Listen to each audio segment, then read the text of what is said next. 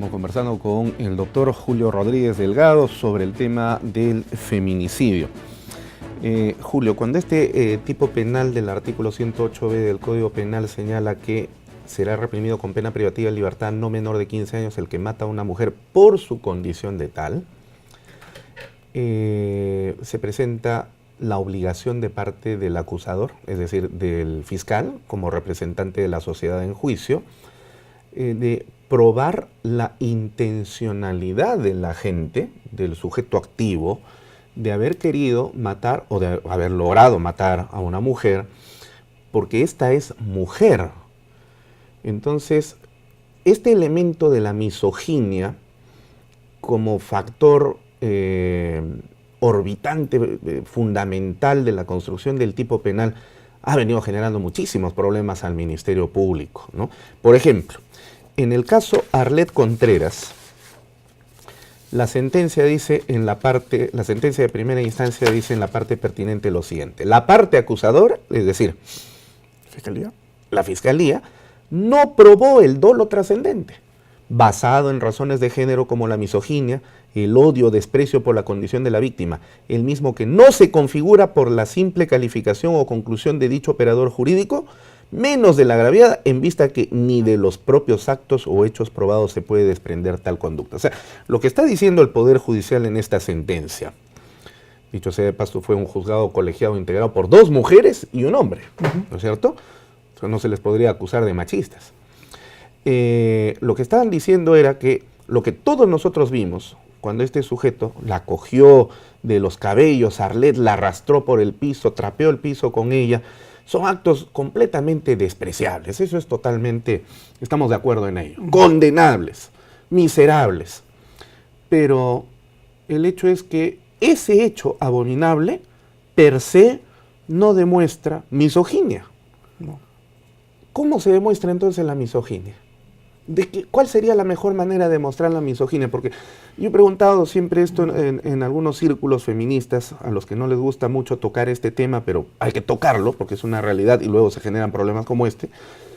Y nos dicen siempre la brutalidad con la que el hombre actúa al momento de matar o querer matar a una mujer. Pero perdón, la brutalidad no implica necesariamente el odio hacia una persona por una condición determinada, ¿no? Porque si no, imagínate, robar a una mujer tendría que ser dado también en ese sentido. Si fuera cierto lo anterior, se roba a una mujer porque es mujer, ¿no? Mira tú, o se hurta a una mujer por ser mujer.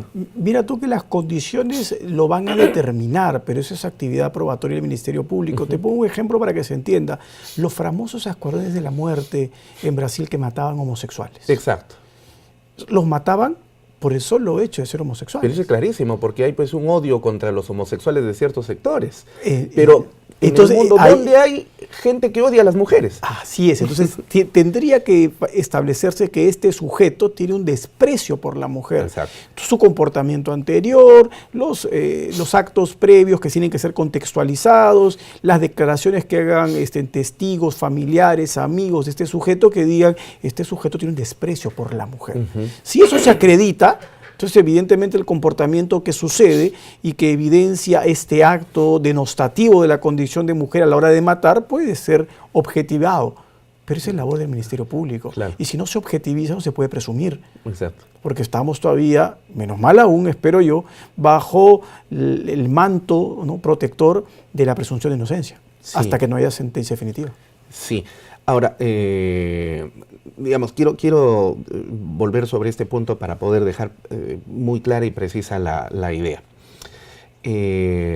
Tú señalas muy bien que evidentemente puede haber una especie de odio del hombre hacia la mujer en el momento en que la mata o la quiere matar y se está objetivando a través de su conducta ese sentimiento interno. Pero ¿de qué manera el fiscal puede evidenciarlo en el momento en el cual tiene que probar? Porque has hablado del escuadrón de la muerte que mataba homosexuales. Pero claro, es porque en el mundo hay gente que manifiesta pública y abiertamente rechazo y odio a los homosexuales. Y que si se los mata por ser homosexuales. Los neonazis, al matar a negros o miembros del Ku Klux Klan, lo hacen porque estos miembros integrantes de las comunidades afroamericanas son negros. Pero reitero, en el mundo no hay una organización religiosa, política, social, ni de ninguna otra estirpe que diga que hay que matar a la mujer porque la mujer es mala. No existe. Entonces, yo recuerdo, por ejemplo, el caso a fines del siglo XIX de Jack el Destripador, ¿recordarás? Correcto. Él mataba prostitutas y las mataba a a la prostituta, no sé, Rosita, Juanita, Fiorella, lo que fuere, con el respeto por estos nombres, pero en realidad a quien estaba matando era su madre, porque luego se supo criminológicamente de que la madre de Jack, el famoso destripador, era prostituta y él no podía aceptar esa condición, y entonces en el momento en el que mataba a las prostitutas en realidad estaba matando a su madre. Entonces algo así sucede, pero ¿cómo demostrarlo eso y probarlo? Se han pasado 100 años para poder lograr entender esa conducta de Jack el Destripador en ese momento. Y entonces un fiscal que tiene 3 meses para poder llevar a cabo un proceso de investigación y luego terminar en juicio, y máximo 1 año, ¿no es cierto?, en tan poco tiempo y con toda la carga procesal encima que tiene, ¿qué posibilidades tiene para poder efectivamente probar que el hombre que está matando a una mujer la está matando por ser mujer?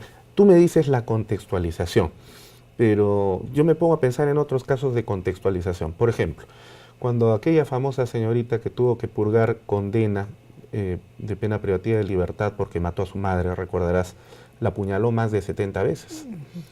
Ese extremo caso de violencia y todas las discusiones previas de las peleas que tenía ella con su madre, no podría indicarme de que ella mató a su madre porque es madre. Y en este caso también igual de la misma manera, a pesar de toda la contextualización, ¿cómo lograr entender que del alma del sujeto hay esa intencionalidad de matar a la mujer porque odia a la mujer? Quizás ni las mejores evaluaciones psiquiátricas podrían llegar a este punto, ¿no te parece? No, es complejísimo, ¿no? Tendría que aterrizarse en una posibilidad de tratar de llevar el comportamiento analizado a un perfil psicopático, ¿no? Y un psicópata, como tú bien sabes, es una persona plenamente responsable por el derecho penal, pero que evidencia ser, como dicen los españoles, ¿no?, un desalmado, como dicen los norteamericanos, un moral insanity. Entonces, esta persona sí puede vislumbrar un comportamiento dirigido de manera denostativa hacia la mujer por una serie de componentes, pero como tú bien lo has precisado, el Ministerio Público en tan corto plazo no tiene la posibilidad real de determinar este perfil. Entonces, en la práctica, y eso es lo que tristemente comienza a suceder, es que todo pasa, ¿no?, necesariamente por la primera impresión de que matar a una mujer siempre es feminicidio.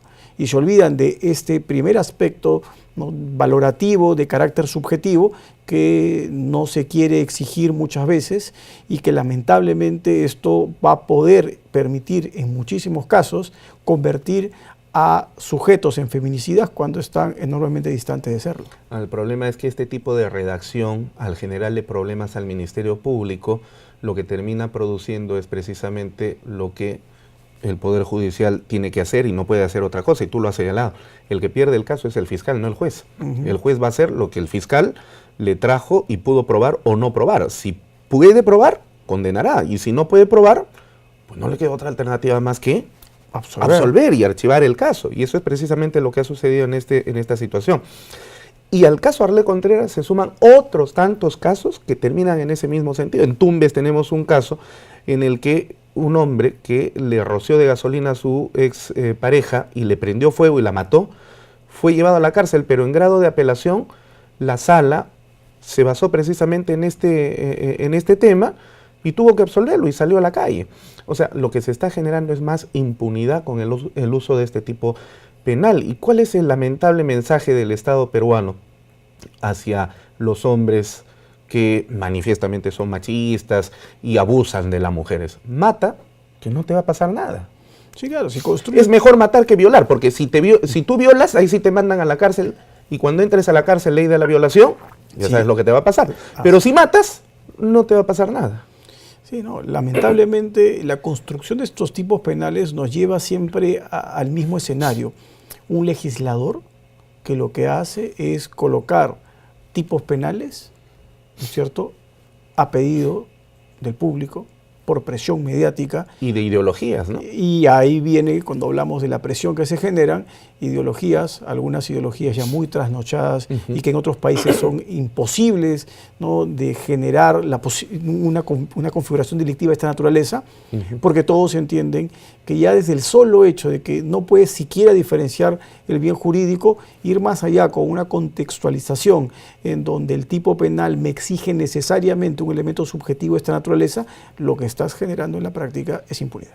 El Pleno Jurisdiccional 1/2016, que se publicó recién el año pasado, 2017, señala en su fundamento 47, si no me falla la memoria, y el propio Poder Judicial lo señala: es imposible hurgar en la mente del sujeto activo.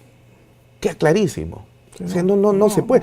Y esa es la razón, pienso yo, no sé si estarás de acuerdo conmigo, que cuando ante el fiscal se presenta un homicidio de mujer o una tentativa de homicidio, no va a querer utilizar la figura del feminicidio porque sabe los graves problemas en los que se va a meter, y entonces va a preferir utilizar, dependiendo de cuál sea la circunstancia, homicidio simple, homicidio calificado o parricidio. Y entonces por eso es que las cifras del Observatorio de la Criminalidad estarían disminuyendo. Habría que ver cómo están creciendo las otras cifras de los otros tipos penales. Correcto. ¿No es cierto? Y adicionalmente, porque si tú lo que buscas es castigar determinados crímenes en circunstancias muy claras, en donde puede generar riesgo a otros bienes jurídicos, porque tú sabes que el origen de esta tipificación radicaba en que en los núcleos familiares lo usual y tradicional es el vejamen, ¿no?, violento del marido respecto de la mujer, y esto generaba una reproducción hacia los hijos de este tipo de escala de valores, ¿no? Yo tengo la posibilidad de afectar a la mujer porque yo soy el marido. Entonces, el solo hecho que tú tipifiques esas circunstancias como un agravante del homicidio por violencia familiar ya está generando el mensaje correcto. ¿Por qué convertirlo en feminicidio? Claro. Y porque, obvio, lo usual te dice que en estos núcleos familiares, por una cuestión básicamente de biotipo, el hombre suele ser el violento con la mujer, suele ser. Pero hay muchos casos en donde la mujer es la violenta con el hombre. Entonces, si tú construyes esto por una agresión en violencia familiar, podría ser aplicable a ambos casos, protegiendo el mismo objetivo. Totalmente de acuerdo. Ahora, le das en el clavo, me parece, en el sentido de que, claro, todo esto es consecuencia también de un contexto cultural donde por lo general el hombre es violento sobre la mujer. Hay casos inversos. Se ha visto que la semana pasada, por ejemplo, una mujer mató a su pareja a martillazos. Sí. Bueno, nadie ha hablado de homicidio, ¿no? No se le ocurriría a nadie, ¿no? Claro, pero lo general es que la mujer, el hombre siempre va a ejercer un dominio sobre la mujer y a veces hasta violento. Pero es una cuestión cultural. Me parece que es, desde un punto de vista antropológico, un delito cultural. Es decir, se está tratando de criminalizar o se está criminalizando una pautación cultural. Y el problema es que cuando se criminaliza una pautación cultural, el derecho penal deja de ser derecho penal. Ya no es un instrumento de control social. Se empieza a convertirlo en un instrumento de pedagogía social. ¿No te parece? Y eso es incorrecto. No solo es incorrecto, sino que se ha evidenciado que es incapaz de hacerlo. Además. O sea que eso es, creo yo, hasta peor, porque lo tratas de utilizar como un mecanismo de educación, cuando en la práctica ni siquiera es capaz de ser un mecanismo de prevención, menos aún lo va a hacer de educación, si no sería maravilloso. Claro. Porque lo que hacemos es conceptualizamos todos aquellos comportamientos que entendemos son disfuncionales para determinada sociedad, los coloco como delitos, les pongo cadena perpetua y al día siguiente todos funcionamos de maravilla. Ojalá Qué fuera fácil así. sería. Ojalá fuera así. Pero ¿no? así no es. Entonces, el derecho penal no es pedagógico. Claro. El derecho penal es punitivo. Entonces, si solamente me sirve para castigar, debo castigar racionalmente. Y para castigar racionalmente, debo tipificar de forma clara, precisa. Principio de legalidad. Si no respeto eso, el gran problema se lo traslado al sistema de justicia. Primero al fiscal, que lo dejo en una situación totalmente incómoda frente a la sociedad de perder sus casos por feminicidio. Y en segundo lugar al juez, porque finalmente la sociedad todavía no comprende que quien pierde los casos es el fiscal y no el juez. Entonces el descrédito como efecto, ¿no es cierto?, clarísimo dominó, acaba afectando al todo el sistema de justicia. Sí. Totalmente cierto. Bueno, vamos a hacer la última pausa del programa. Correcto, para Alberto. continuar con esta interesante conversación. No se vayan, vamos a seguir conversando con el doctor Julio Rodríguez, este interesante tema del feminicidio. Ya regresamos.